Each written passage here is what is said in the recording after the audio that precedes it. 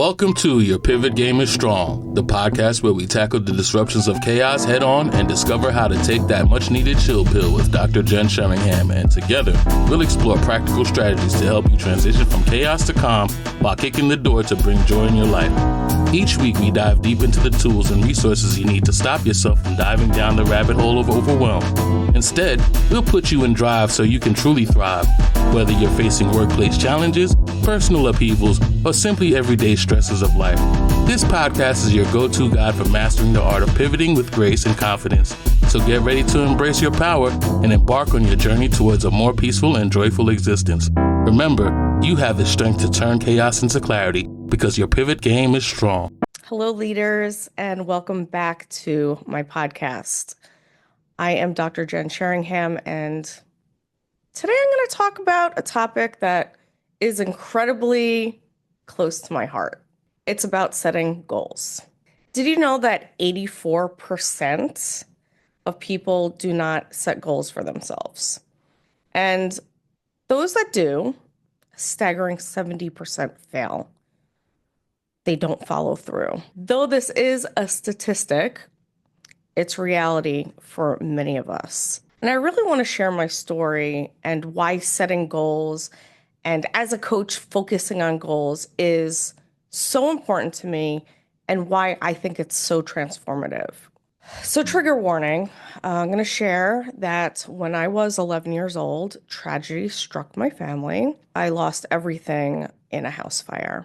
I lost my parents, my sister, and 9 months before that, my brother was hit by a car and also passed away.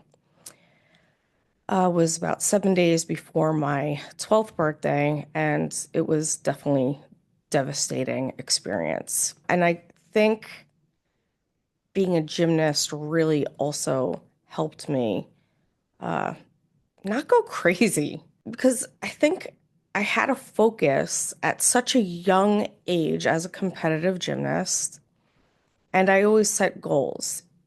Looking back now as an adult, I really think that goal setting 100% saved my life.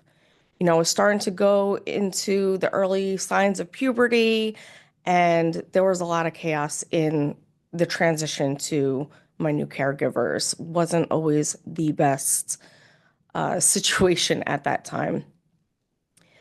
And during all this chaos, I really found a lot of solace in creating goals for myself, little small steps, and it gave me direction and purpose. And at that time, I wanted to be an Olympic gymnast. And little did I know that setting goals really became my lifeline.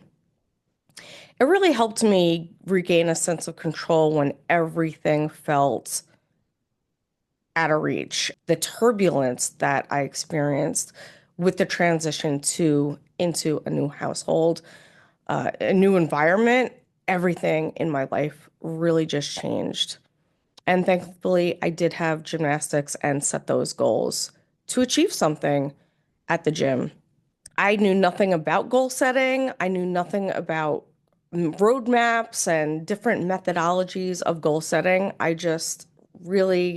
remember even before my parents died, my gym coach told my mom that when I was trying to learn a new trick or leveling up my gymnastics game, I would get this tunnel vision and be hyper-focused on what I need to do. I wasn't one of these kids that played around in gym.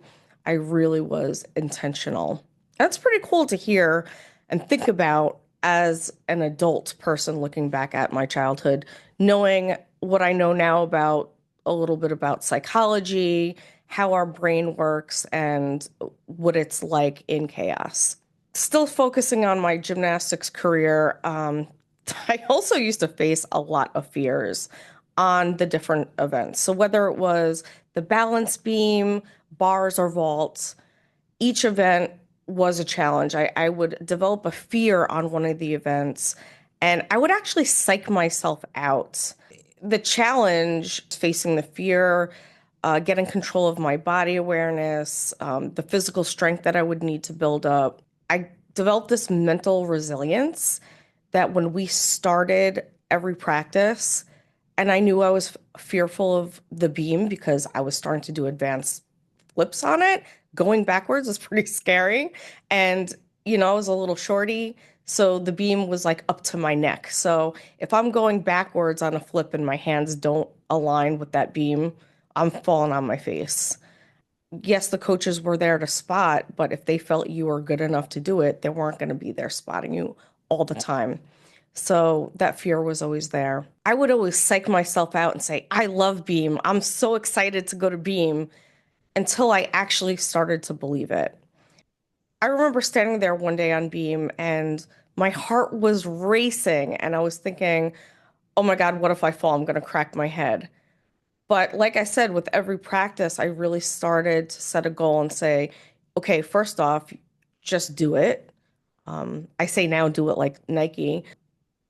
You just got to go do it. And oh my God, I love it, even though I was terrified. And I think over time, after doing this with my brain and then starting small and being on the lower beams and sticking my hands every time.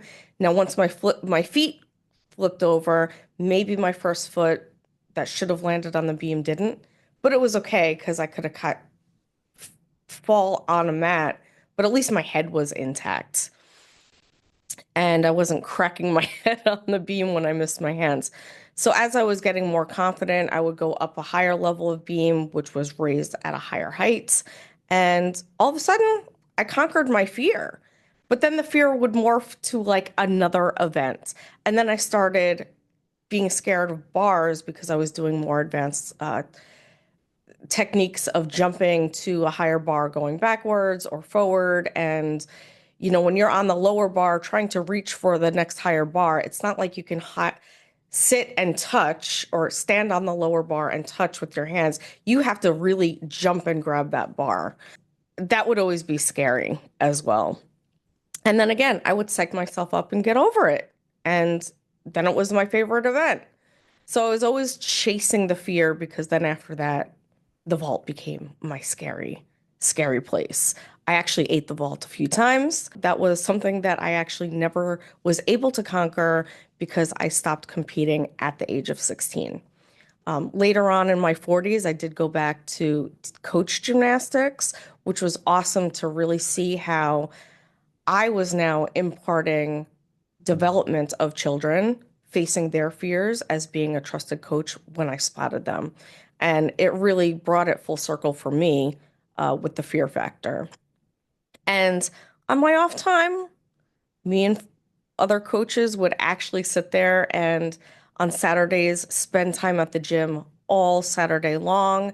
And I actually was starting to become better in my 40s on skills and techniques because I was more aware of my body. It was pretty fascinating. Guess what? With each small victory led to greater confidence and success. And I learned that the process of setting and achieving goals was not just about gymnastics, but as I grew into adulthood, it was about life. It really taught me resilience, determination, consistency is definitely key. And when you do that and you start accomplishing those little small tasks, you really build a lot of confidence with yourself. And with that confidence, then you start really believing in your abilities. Switching gears, as a gymnastics coach in my 40s, I later got my doctorate, have been serving in the military for 24 years now. I also became a certified professional coach with the International Coaching Federation. I really started honing in on life and leadership coaching. I am so passionate about helping other people find their own path through goal setting. And I really just want to empower you, if you're listening, to face your fears and achieve your dreams, just like I did. And I'm still chasing my dreams. So whether in 2025 you're trying to improve your health, advance in your career, or simply find joy in your life, setting clear and achievable goals can make all the difference. And having a coach week by week, being your cheerleader, and your accountability partner will definitely give you return on investment in your journey. So generically, why goal setting is super important is, like I said, it gives you clarity and direction. Goals really do provide you clarity about what you want to achieve. And having that direction and focus really takes that FOMO out, so you're not derailed or having those squirrel moments. Motivation, that ebbs and flows. Motivation is intrinsic. We're dealing with so many different things in life, the chaos of life and what's going on. It's really hard to maintain that motivation. So when you're having a goal, yes, it does ignite that motivation, but if you're not feeding it like a fire, your passion is just going to dwindle. So having a coach really does help you week by week stay focused on that goal. And it's going to give you that fire and motivation, because every week, as you're starting to see the needle move towards that goal, you're going to stay motivated. You're also going to measure your progress through, having these goals really does allow you to track your progress. Each step that you take brings you closer to that outcome that's going to give you that feel good energy, and whatever that change is you're trying to bring into your new world for your future. We really want to celebrate those small victories, because those small victories add up to this awesome celebration. And then, like I said, with gymnastics and anything in life, overcoming challenges, and I hope nobody has the challenges that I've experienced. But when life really does throw you obstacles, having goals really does help you navigate through them. And you learn to adapt and you find solutions that work. Just as I did after my family's tragedy, it took decades and decades to heal from that and find methods that work for me. But, as an orphan child who's run away a few times and then later got adopted, I definitely feel that those goals always kept me on a good path. And like I said earlier, you really want to feel confident with yourself and believe in yourself and really empower yourself. And through coaching, through goal setting, having a coach, you are building in an empowerment driver. You're going to achieve the goals that you set forth. So as we step into 2025, I really want to encourage you not to give up on your goals. In a few weeks, we're going to come to that portion. Mid-February, tons of people start. I'm going to use the gym, for example. You know how they're all packed in the beginning.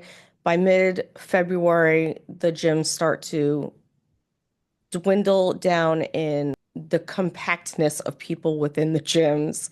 Same thing goes for a lot of other goals, because bad habits and that comfort starts to come into play. And most people don't hire coaches to keep that intrinsic motivation high. They don't know how to plan properly. So many nuances out there that negatively impact your progress. Right now, I want you to just take a moment to reflect on the goal that you set for this year. If you have, if you haven't, don't feel bad about it. You can start anytime. And if you're hearing this, hopefully, maybe you're looking at this as a sign from the universe that you can actually take charge now. Just take a moment and reflect on what you truly want to achieve this year. Write it down and then break it into manageable steps, and then commit yourself to making it happen. And remember, you are capable of more than you actually think. And if you need support along the way, I am here for you as your coach.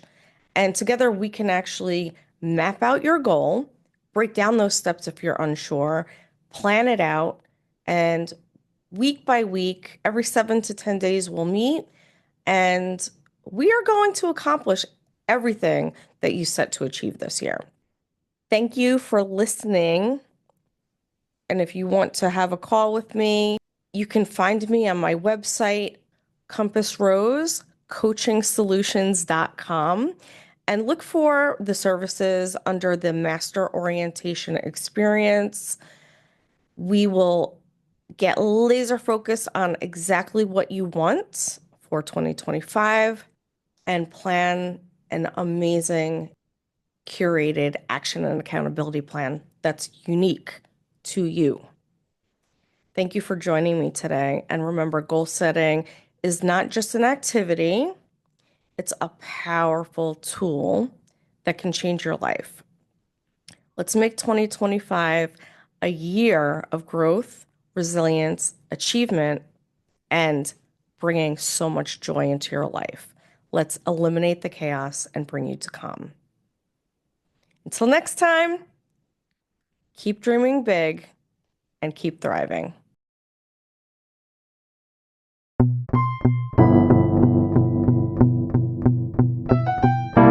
Thank you for tuning in to this episode of Your Pivot Game is Strong. I hope you found the insights and strategies discussed today helpful in navigating the chaos and finding your calm.